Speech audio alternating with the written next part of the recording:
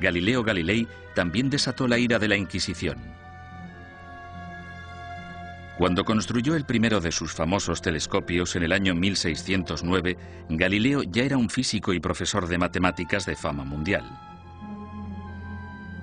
En 1613 publicó 2 libros más, Mensajero Celestial y Manchas Solares, en los que defendía la teoría de Copérnico, según la cual la Tierra no solo gira sobre sí misma, sino que además da una vuelta anual alrededor del Sol. Oficiales ultrajados de la Inquisición denunciaron las creencias de Galileo y citaron numerosos pasajes de las Santas Escrituras que describen la Tierra como centro estático del universo. A los cardenales no les preocupaba demasiado qué era lo que giraba alrededor de qué. Les preocupaba mucho el tema de las escrituras, y Galileo parece que las cuestionaba con ideas muy controvertidas para la época. Sin embargo, Galileo vuelve a cuestionar a la Iglesia y toma una decisión asombrosa. Durante años ha habido un debate tremendo, sobre todo durante el último siglo, sobre qué debería haber hecho Galileo. En 1616, Galileo evitó ser juzgado y castigado por la Inquisición romana cuando aceptó dejar de enseñar sus rompedoras teorías planetarias.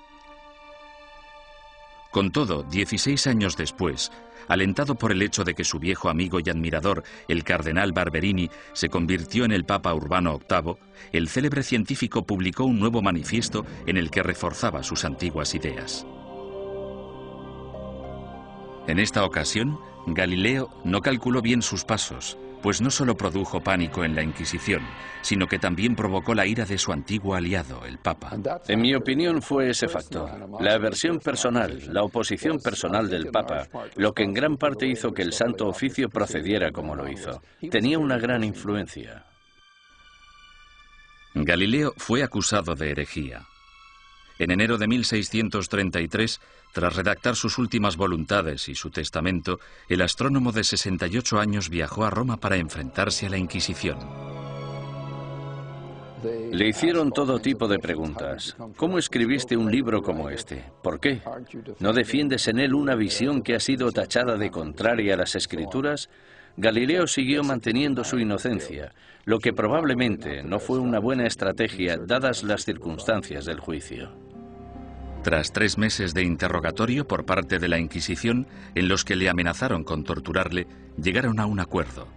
A cambio de retirar las acusaciones más graves, Galileo admitiría haber cometido un error y se declararía culpable de la ofensa menor que suponía haber defendido públicamente el copernicismo. El 21 de junio de 1632, en una ceremonia pública celebrada en Roma, pronunciaron la sentencia de Galileo y este se retractó de sus creencias científicas. Con un corazón honesto y una fe sincera, yo renuncio, maldigo y repudio los errores y las herejías mencionadas. Galileo Galilei. Durante años ha habido un debate tremendo, sobre todo durante el último siglo, sobre qué debería haber hecho Galileo. Es importante recordar que si se hubiera negado a renunciar, si no hubiera aceptado la oferta, si hubiera dicho no, sigo creyendo en el sistema de Copérnico, podrían haberle ejecutado. Es bastante sencillo decir 200 años después no. Tendría que haber tenido coraje y haberlos desafiado y haberse dejado quemar en la hoguera. Después de haberse retractado, el Papa sentenció a Galileo a un castigo sin precedentes, volver a Venecia y permanecer bajo arresto domiciliario por el resto de su vida. El viejo científico murió silenciosamente 9 años después, a los 77 años. La leyenda afirma, sin embargo, que justo después de pronunciar su promesa forzada, Galileo susurró a un amigo: La Tierra se mueve a pesar de todo. En 1992, el Papa Juan Pablo II anunció oficialmente que la Iglesia se equivocó en 1633 al acusar al padre de la ciencia moderna de hereje. Es una lástima que no le escucharan, que no hubiera ningún teólogo en aquel momento capaz de entenderle. El error fue de los que juzgaron a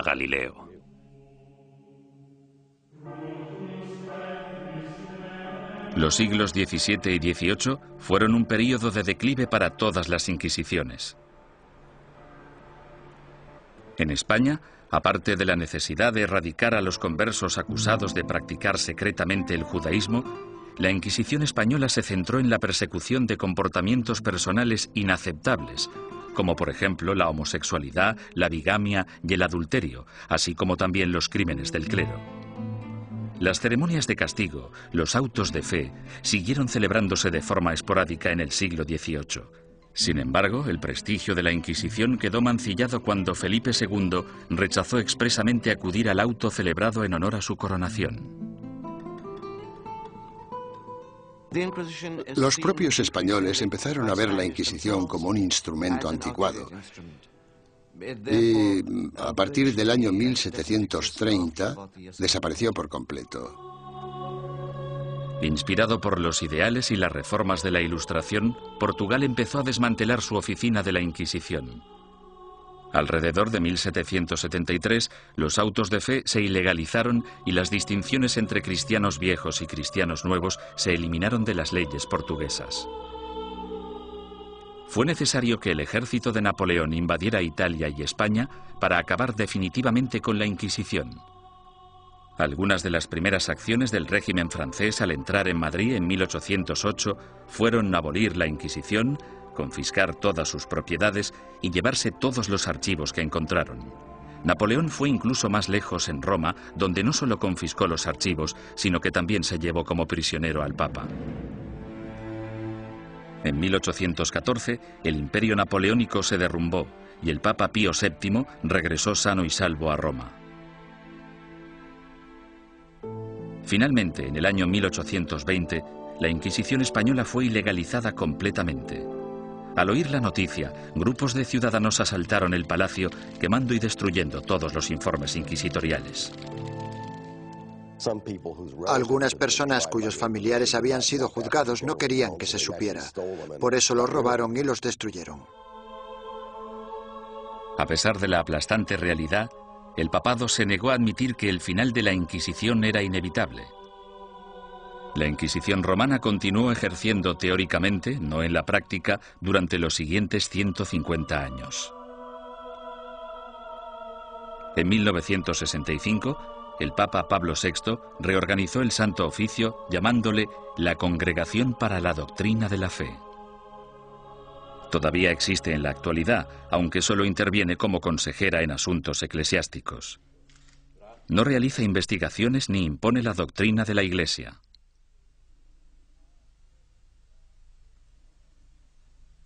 Desde la caída definitiva de la Inquisición, son incontables los mitos y testimonios inexactos que han surgido sobre su objetivo y sus prácticas. Los descubrimientos realizados en documentos nunca vistos, así como en los archivos de la Inquisición abiertos por el Vaticano recientemente, han ayudado a desbancar algunos de ellos. Por ejemplo, se ha podido demostrar que algunos recuentos de personas quemadas en la hoguera eran enormemente exagerados. La gente decía que se habían quemado 200 personas. De esas 200, quizá 3 fueran reales y 197 imaginarias. Poco a poco hemos podido fijar los números reales de las personas que fueron ejecutadas.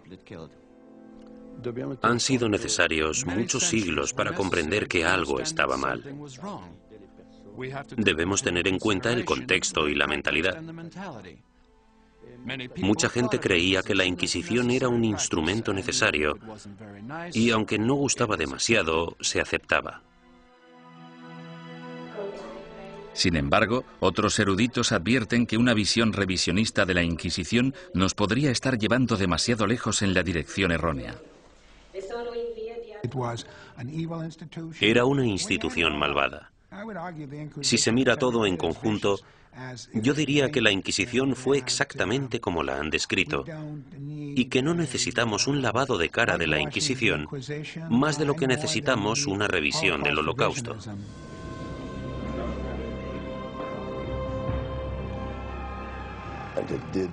Torturó a gente, impuso fuertes castigos, quemó a personas. Había teólogos fanáticos en las Inquisiciones, había antisemitas en las Inquisiciones. Todo esto es innegable. Hay un hecho que la historia no puede negar.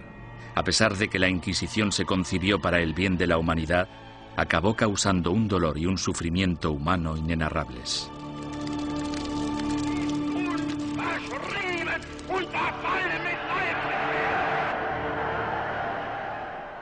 Las Inquisiciones existieron durante casi 6 siglos y lucharon por la necesidad de un grupo de imponer sus ideas sobre las de los demás. Esa necesidad sigue existiendo en la actualidad.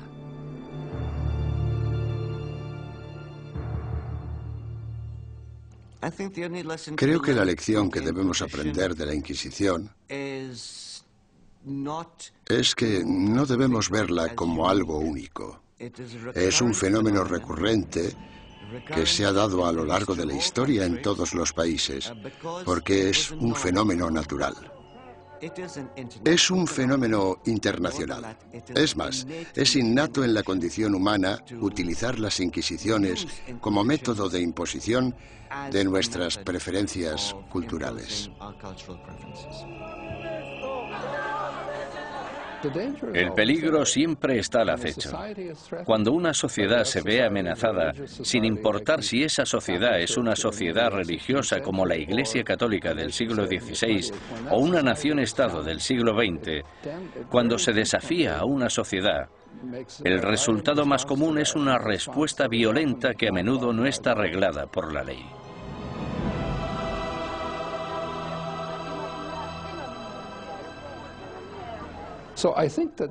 Por lo tanto, creo que esta reacción ante la amenaza es tan antigua como la humanidad y, sin duda alguna, perdurará en el futuro.